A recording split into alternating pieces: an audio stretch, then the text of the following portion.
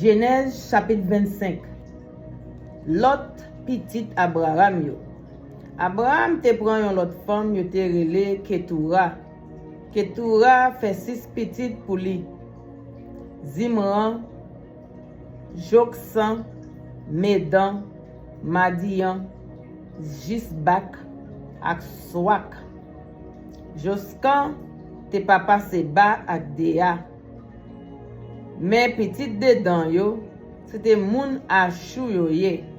Moun le touche yo ak moun le mou yo.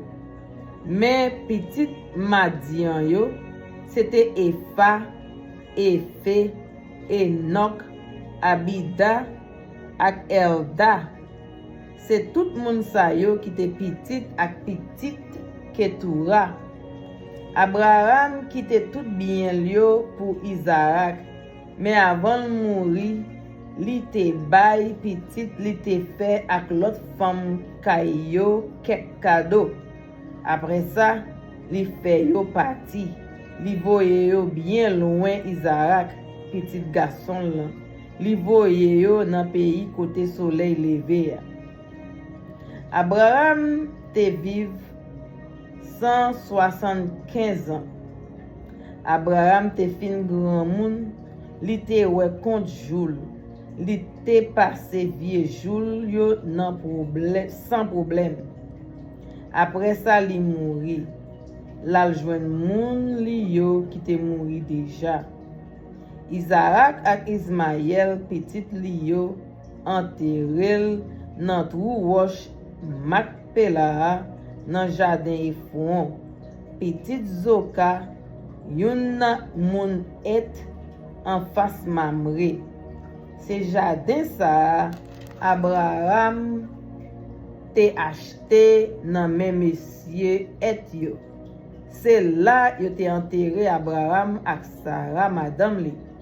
Après Abraham mouri, bon Dieu te béni Isaac petit garçon là qui te rete tout près pi moun vivant qui wèm là. Mais petit Ismaël, petit Abraham là, c'est Agar moun pays l'Égypte servante Sarah qui te fait petit Sarah pour Abraham. Mais non petit Ismaël yo, n'a commencé à pi grand pour arriver sous pipitia. Nebajot te premier petit Ismaël. Après li vini Keda, Adeyel, Mibsam, Mishma, Douma, Massa, Adad, Tema, Jetou, Nafish, Akedma. C'est yo qui te petit Ismaël.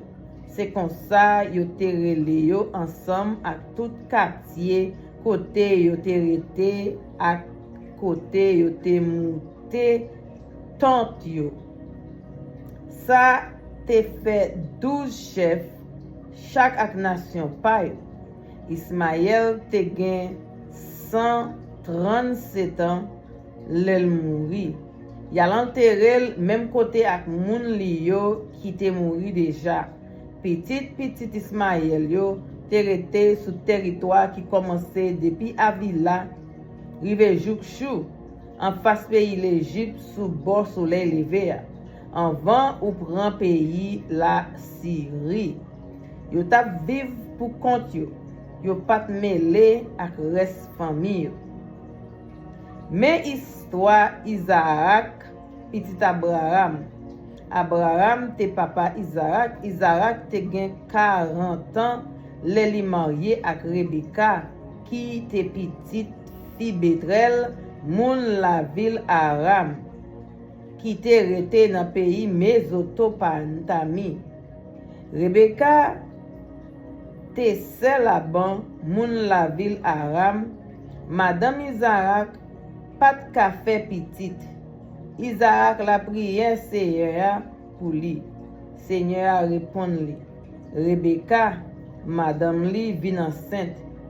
De petit yo tap plaidé goumen dans ventre li. Rebecca dit, si c'est comme ça y est, moi pas comprendre rien.